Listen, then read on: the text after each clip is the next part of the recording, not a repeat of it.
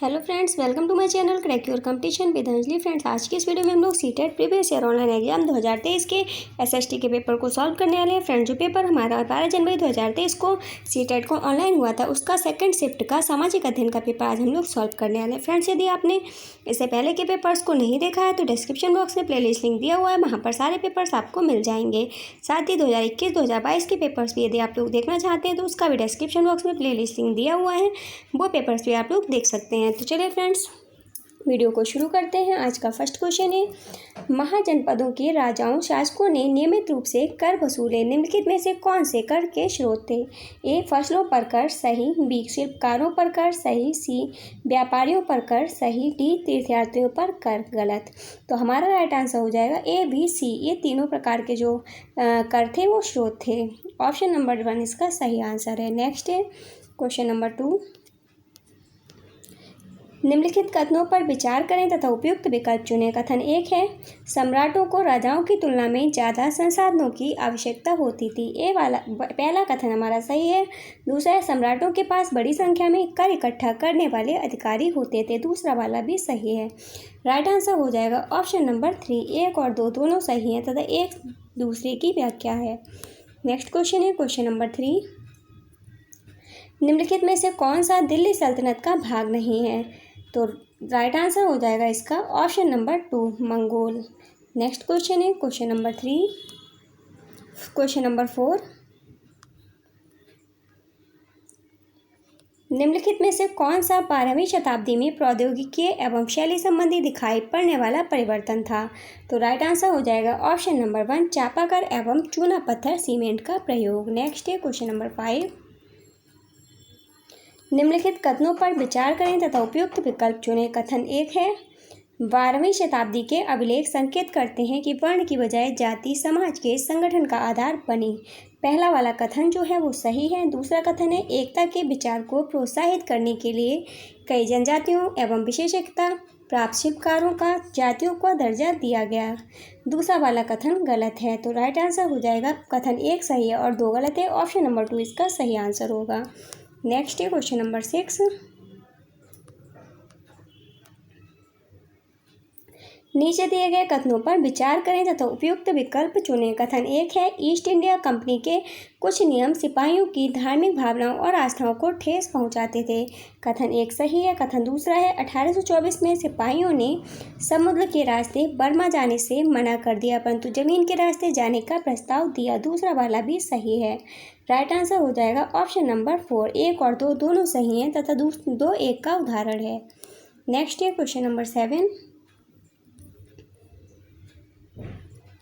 जनजातियों का उनके प्रभाव वाले क्षेत्रों के साथ सुमेल कीजिए।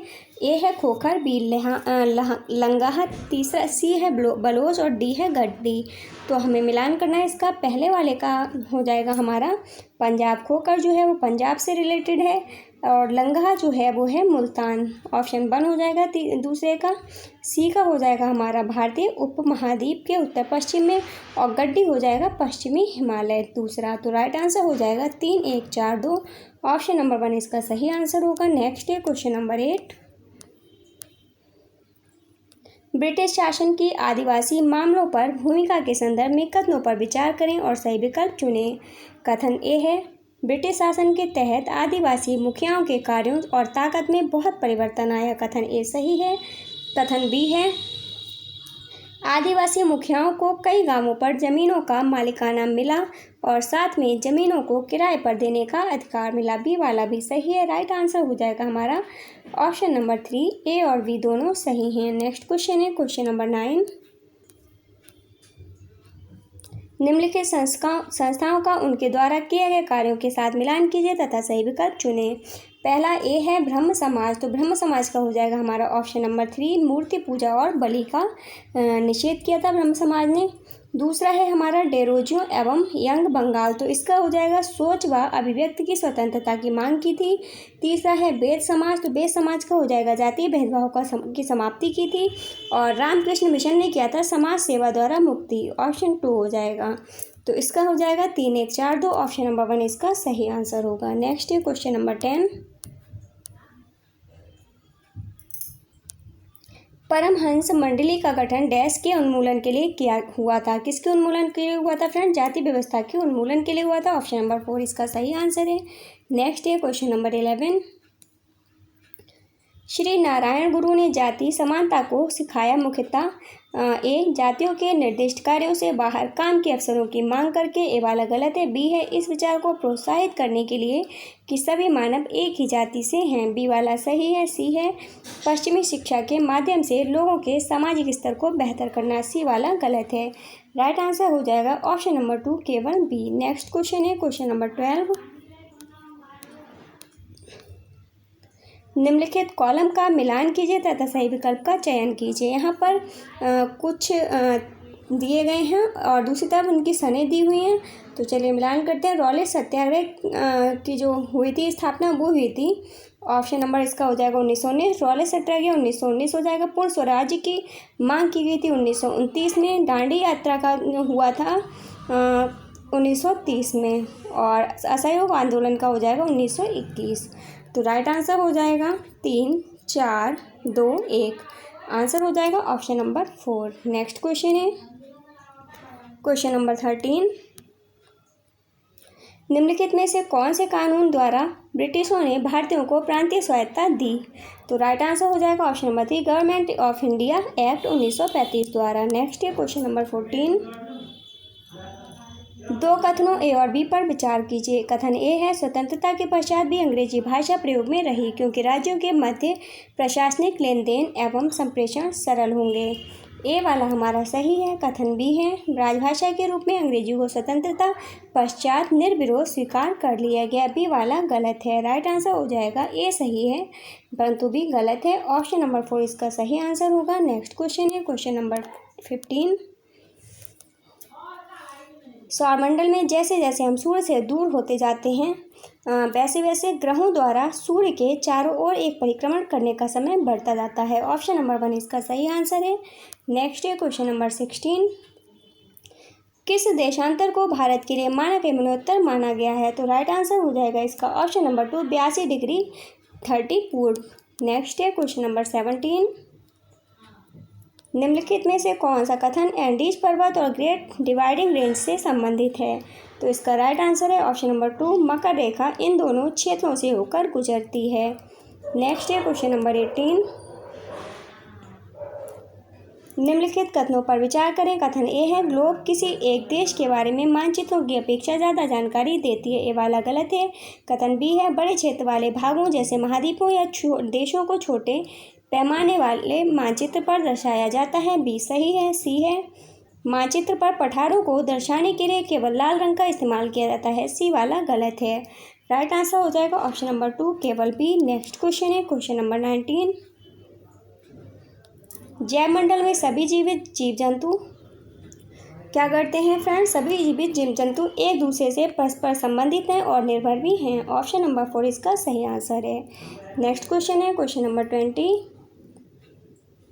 भारतीय उपमहाद्वीप में जिन पशुओं का उपचार डिक्लोफेनेक एक पीड़ानाशी दवाई से किया जाता था उनके अपमार्जन उपरांत गिद्ध किडनी खराब होने से मर रहे थे। उनको बचाने के लिए कौन से कदम प्रासंगिक हैं? ए है डिक्लोफेनेक के उत्पादन पर रोक। ए वाला गलत है। बी पशुओं के लिए डिक्लोफेनेक के उपयोग पर रोक। बी वाला सही है। सी गिद्धों के दूसरे महाद्वीपों की ओर प्रवासन को बढ़ावा देना। गलत। सी है गिद्धों की खान पान की आदतों को बदलने का प्रयास करना। ये भी गलत होगा। आरक्षित स्थानों पर गिद्ध के प्रजनन का प्रयास करना। ई वाला सही होगा। राइट आंसर हो जाएगा बी और ई। ऑप्शन नंबर 2 इसका सही आंसर होगा। नेक्स्ट है क्वेश्चन नंबर 21। निम्नलिखित कथनों पर विचार करें। कथन ए है सौर ऊर्जा को एक महत्वपूर्ण नवीकरणीय साधन के रूप में देखा जाता है। ए वाला कथन हमारा गलत है। सही है। कथन बी है जरूरत से ज़्यादा इस्तेमाल और प्रदूषण का किसी भी नवीकरणीय संसाधन पर प्रभाव नहीं पड़ता है। बी वाला गलत है। राइट आंसर हो जाएगा ऑप्शन नंबर 3 ए सही है लेकिन बी गलत है। नेक्स्ट क्वेश्चन है क्वेश्चन नंबर 22। गल्फ स्ट्रीम उदाहरण है नंबर 1 गर्म जलधाराओं का, ठंडी जलधाराओं का, महासागरीय धाराओं का, पवनों का। तो गल्फ स्ट्रीम जो है वो किसका उदाहरण है फ्रेंड्स? राइट आंसर हो जाएगा गर्म जलधाराओं का और महासागरीय धाराओं का। ठीक है, गल्फ स्ट्रीम महासागरीय धारा है और एक गर्म जलधारा है। दोनों ही आंसर इसके सही हो जाएंगे। नेक्स्ट क्वेश्चन है क्वेश्चन नंबर 23। पवनों के संदर्भ में निम्न कथनों पर विचार कीजिए। कथन ए है भूमध्य रेखीय निम्न दाब पेटी को डोरड्रम भी कहा जाता है। ए कथन सही है। बी है हार्श अक्षांश उच्च दाब क्षेत्र हैं। बी वाला भी सही है। राइट आंसर हो जाएगा हमारा ऑप्शन नंबर 3, दोनों ए तथा बी सही हैं। नेक्स्ट क्वेश्चन है क्वेश्चन नंबर 24। ऋतु प्रवास हेतु लोग अक्सर थे कहाँ रहते थे फ्रेंड्स? तो राइट आंसर हो जाएगा ऑप्शन नंबर 3, अस्थायी बस्तियों में। नेक्स्ट है क्वेश्चन नंबर 25। अगर किसी शेल में तांबा मौजूद है तो उस शेल का रंग क्या होगा? तो उस शेल का रंग होगा नीला। ऑप्शन नंबर 3 इसका सही आंसर हो जाएगा। नेक्स्ट है क्वेश्चन नंबर 26। संभाव्य संसाधन का निकट भविष्य में इस्तेमाल हो सके इसके लिए कौन सा कदम उठाया जाना चाहिए? तो इसके लिए क्या करना चाहिए फ्रेंड्स? संसाधन से जुड़ी हुई प्रौद्योगिकी के स्तर को बढ़ाना। ऑप्शन नंबर 1 इसका सही आंसर है। नेक्स्ट क्वेश्चन है क्वेश्चन नंबर 27। नीचे दिए गए कथन ए और कारण आर पर विचार करें। कथन ए है सूती वस्त्र उद्योग और जूट आधारित उद्योगों में कुछ समान लक्षण मौजूद हैं जिसकी वजह से इन्हें सनराइज उद्योग के रूप में जाना जाता है। कथन ए गलत है। कथन आर है कारण आर है सनराइज उद्योगों में सूर्य के किरणों की तीव्रता महत्वपूर्ण भूमिका निभाती है। कारण आर भी गलत है। राइट आंसर हो जाएगा ऑप्शन नंबर 4, ए और आर दोनों गलत हैं। नेक्स्ट है क्वेश्चन नंबर 28। हमारे राष्ट्रगान का बंगाली से हिंदी अनुवाद किसने किया था? तो बंगाली से हिंदी अनुवाद किया था रविंद्रनाथ ठाकुर ने। ऑप्शन नंबर 1 इसका सही आंसर होगा। नेक्स्ट है क्वेश्चन नंबर 29। निम्नलिखित में से क्या विविधता नहीं बल्कि भेदभाव का एक उदाहरण है? तो राइट आंसर है इसका ऑप्शन नंबर 2। एक स्कूल में कुछ बच्चे कुर्सियों पर बैठते हैं और कुछ को जमीन पर बिठाया जाता है। यह विविधता नहीं है बल्कि एक भेदभाव का उदाहरण है। नेक्स्ट है क्वेश्चन नंबर 30। एक राज्य के मुख्यमंत्री की नियुक्ति कौन करता है? तो राइट आंसर हो जाएगा इसका ऑप्शन नंबर 4, राज्य का राज्यपाल। राज्य के मुख्यमंत्री की नियुक्ति राज्यपाल द्वारा की जाती है। क्वेश्चन नंबर 31 है निम्नलिखित में से कौन सा कथन भारत में नगर प्रशासन के संबंध में सही नहीं है? तो राइट आंसर हो जाएगा इसका ऑप्शन नंबर 2, बड़े शहरों में नगर पालिकाएँ होती हैं। यह कथन जो है भारत में नगर प्रशासन के संबंध में सही नहीं है। नेक्स्ट है क्वेश्चन नंबर 32। निम्नलिखित में से कौन स्वरोजगार में संलग्न है? तो राइट आंसर हो जाएगा ऑप्शन नंबर 3, एक रिक्शा चलाने वाला। नेक्स्ट क्वेश्चन है क्वेश्चन नंबर 33।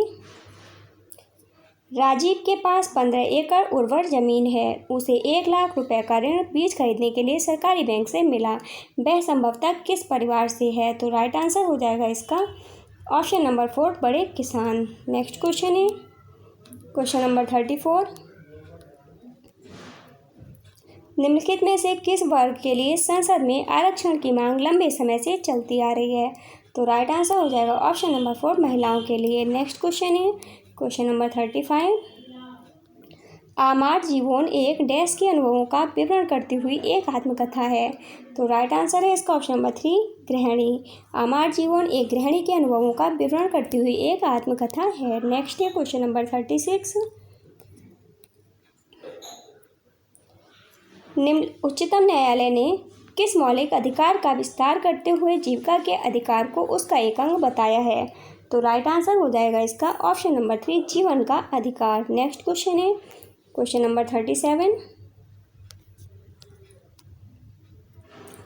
निम्नलिखित में से कौन से भारतीय संविधान के वैध कार्य? कथन ए है यह कुछ हद तक विश्वास पैदा करता है जो कि विभिन्न प्रकार के लोगों के साथ साथ रहने के लिए आवश्यक है। कथन ए सही है। बी है यह उल्लेख करता है कि सरकार का गठन कैसे होगा। बी भी सही है। सी है यह अभिव्यक्त करता है कि कौन कैसे और किस आस्था का पालन करेगा। सी गलत है। राइट आंसर हो जाएगा ऑप्शन नंबर 1, केवल ए और बी। नेक्स्ट क्वेश्चन है क्वेश्चन नंबर 38। निम्नलिखित में से कौन सा घरेलू हिंसा से महिलाओं का संरक्षण अधिनियम 2005 से संबंधित नहीं है? तो राइट आंसर है इसका ऑप्शन नंबर 4, महिला की जाति के आधार पर सामाजिक भेदभाव। नेक्स्ट क्वेश्चन है क्वेश्चन नंबर 39। 1989 में लाया गया एक अत्याचार निवारण कानून निम्नलिखित में से किन्हें संरक्षण प्रदान करने की चेष्टा करता है? तो राइट आंसर हो जाएगा ऑप्शन नंबर 4, अनुसूचित जाति एवं अनुसूचित जनजातियों को। ऑप्शन नंबर 4 इसका सही आंसर है। नेक्स्ट है 40 नंबर क्वेश्चन। रिक्त स्थान भरें, मध्याह्न भोजन योजना ने स्कूलों में डैश पूर्वाग्रहों को कम करने में सहायता की है। राइट आंसर हो जाएगा ऑप्शन नंबर 2, जातीय पूर्वाग्रहों को कम करने में। नेक्स्ट क्वेश्चन है क्वेश्चन नंबर 41। उच्च प्राथमिक स्तर पर सामाजिक विज्ञान का ध्यान मुख्य रूप से केंद्रित होता है। ए, विद्यार्थियों को समकालीन मामलों एवं समस्याओं से परिचित कराने पर, ए वाला सही है। बी है पर्यावरण संसाधनों व विकास के मामलों से संबंधित सही दृष्टिकोण को विकसित करने पर, बी वाला भी सही है। सी है भारतीय इतिहास के अध्ययन के माध्यम से बहुलवाद एवं परिवर्तन की संकल्पना पर बल देने पर, सी वाला भी सही है। राइट आंसर हो जाएगा ऑप्शन नंबर 2, ए, बी और सी। नेक्स्ट क्वेश्चन है क्वेश्चन नंबर 42।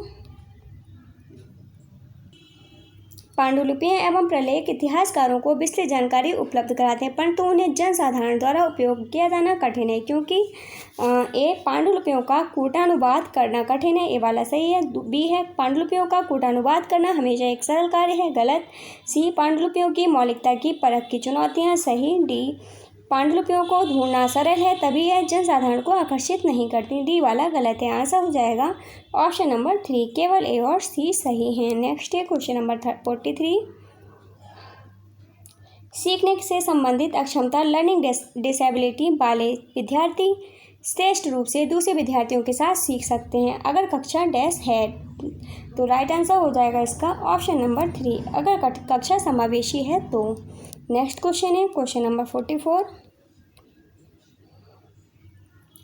निम्नलिखित कथन मानसिक उद्दीलन ब्रेनस्टॉर्मिंग से संबंधित है। कथन ए है